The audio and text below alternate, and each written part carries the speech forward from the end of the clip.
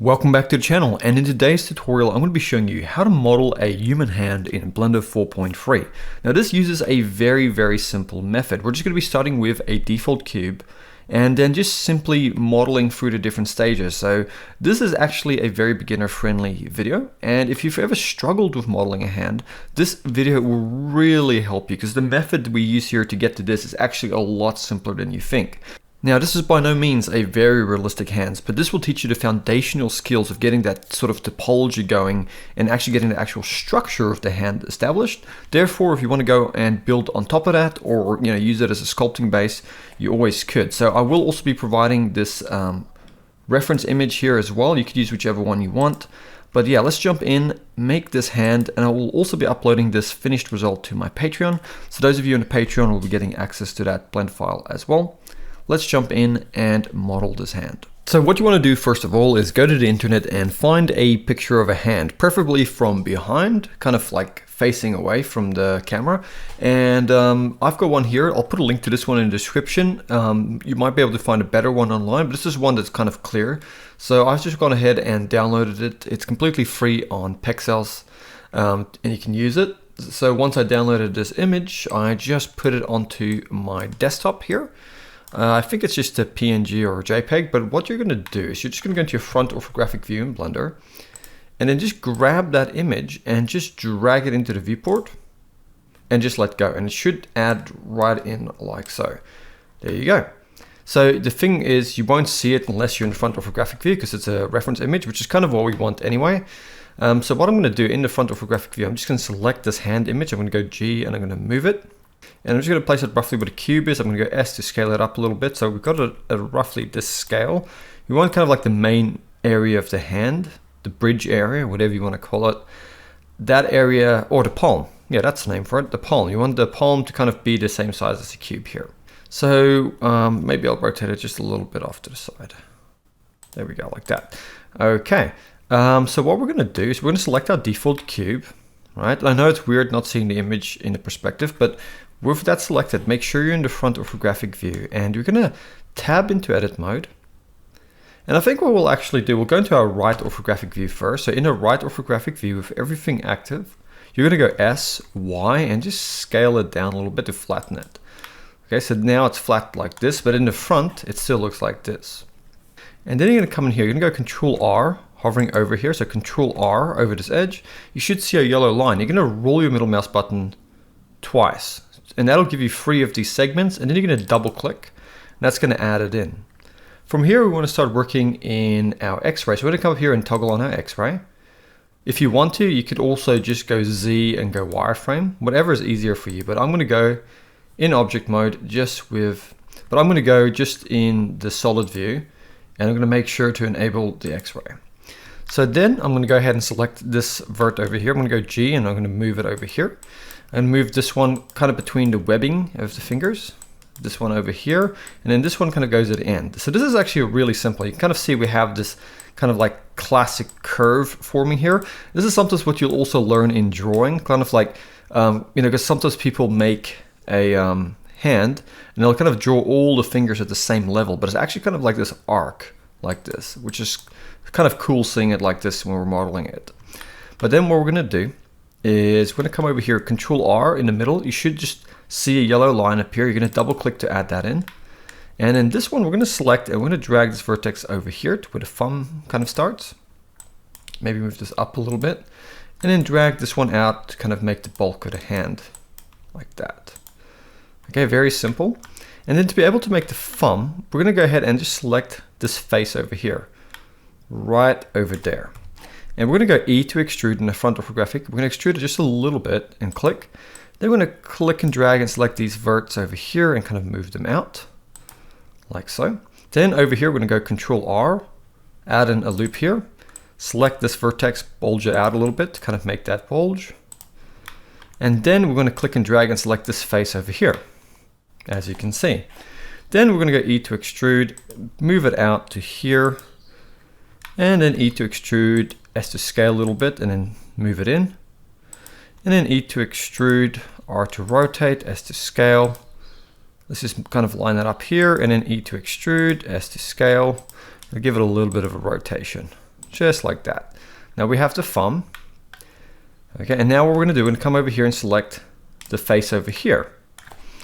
And over here, we're going to go E to extrude. We're going to go to the middle. You might just have to go S to scale it a little bit to match. Then E to extrude. I'm going to rotate a little bit, kind of matching the reference a little bit more. And then E to extrude, S to scale.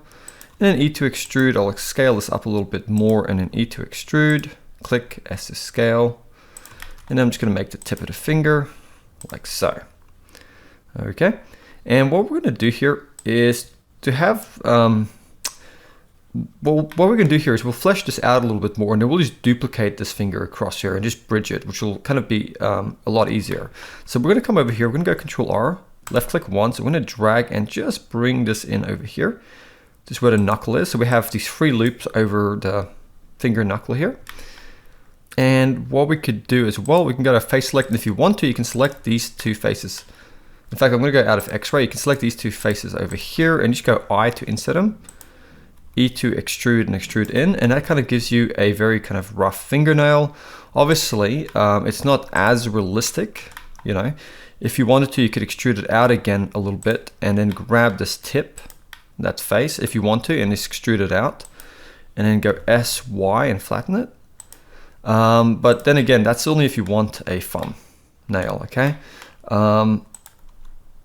And I probably want a fingernail in here for the thumbnail of this video. So that's a very simple finger there. So what we're going to do is we're going to go ahead and just select all of these verts over here, like so. Not the bottom ones, but just the ones that make up this part of the finger. Then we're going to go S, Y, and flatten them a little bit. And in the right orthographic view, we'll just go R, just slightly rotate it like that. There we go. And now in our front view, we're going to go Shift D to duplicate, move this one over here, R to rotate, and kind of line that up roughly with this finger here. Shift D, duplicate, move this one over here, and then Shift D, duplicate, move this one over here. And what we're going to do is we'll now come in here and we'll just select each one of these and just line up the knuckles a little bit better. Maybe scale and rotate this one a little bit. There we go. Do the same over here. Just line this one up with the knuckle. Put this one up. Very simple to do, and maybe just grab these guys over here. Line them up, S to scale. Grab this whole thing here, scale it a little bit, rotate it, and there we go. Very, very simple just to realign this like that. Okay, so now how do we attach it to the hand? Well, that's actually really simple. We're going to go to our face select option, and we'll select this face. We're going to go E to extrude a little bit, S to scale, and then go X and delete that face. Let's do the same over here. E to extrude it out, S to scale, X to delete that face, and let's do the same over here. E to extrude out, S to scale, X, and then delete that face. And then over here, we're going to go Control R, left click, and just slide down the loop, and then click, S to scale, like so. And now we're just going to go Shift Alt, left click on this loop and this loop. Then you can go Control E and just bridge those edge loops. And you can do the same over here. Just select this loop and this loop. Control E and then go bridge edge loops. Shift Alt, holding those in, left click, Control E, and then bridge those edge loops, like so. So now if we go into our front view, we can see this. Now this hand is a little bit, you know, just natural. There's nothing wrong with this, but I'm just gonna take this and just kind of adjust it a little bit more, like this. So I'm not gonna go quite 100% on the reference, but I think nobody's fingers are quite 100% straight, okay? They're always a little bit more bent than we see on like a 3D model. So having that sort of like imperfection and difference in the different fingers is perfectly fine. And it just adds a lot more realism to your actual hand model. So what we're gonna do is we'll probably just, in wireframe, just select these bottom verts here. I'm gonna go R to rotate them, G to move them in, S to scale, E to extrude, R to rotate, and I'll kind of just maybe go down to here. I don't want to really make the arm. If you wanted to, you can go extrude this and then connect it to an arm, but I'm just going to go something like this. And what I'm going to do is I'm going to go with these faces selected. I'm going to go X, I'm going to delete the faces. Then I'm going to go Shift Alt left click to loop select this. And we're going to go Shift Alt S and just round that out. So Shift Alt S, like that. And then I'm going to come in here, Control R on the side. You should see a loop wrapping all the way around. So Control R, left click twice to add in a loop. Alt S and scale it out along the normals just slightly, like that. There we go. And now you can go ahead, enable proportional editing. And here's where it gets really important. You want to kind of maybe go Control R over here, add in another loop. But you want to just select the outside here. And then go to your right orthographic view and kind of just bulge it a little bit to give volume to the hand in the right places. And over here in the palms, you can do the same thing, kind of bring it in. Like so, to add a little bit of shape. Then you can press A to select everything. Go over to your tools and click on your smooth tool and then just give this a little bit of a smooth. Like that. And there we have a very simple hand. Now, is this hand very realistic? No, but it's a good sort of foundational hand. Okay, it's a very simple kind of hand that we made here. So I'm going to go back into object mode. And what we're going to do is we're just going to go over to our modifiers, add modifier, search and type in sub, give it a subdivision surface. And we're going to right click and go shade smooth. And here we have a very simple hand. Now at this point, you could easily enable proportional editing. You can make it connected only, and you can simply come in here and you can just adjust the hand to your reference as much as you want or as little as you want. Especially now with the subdivision surface, it's kind of like just kind of smoothing things out a little bit for us like this, but you kind of get the idea here. This is now the foundation of the hand. At this point, you could model more details. You could add more topology. You could apply the subdiv modifier and really kind of go to town making a realistic hand. This could also be the base of a sculpt if you wanted to sculpt a hand. Okay, so there's a lot of options here for you with this method of modeling a hand. I hope I've been able to keep it simple enough and that it's actually been handy.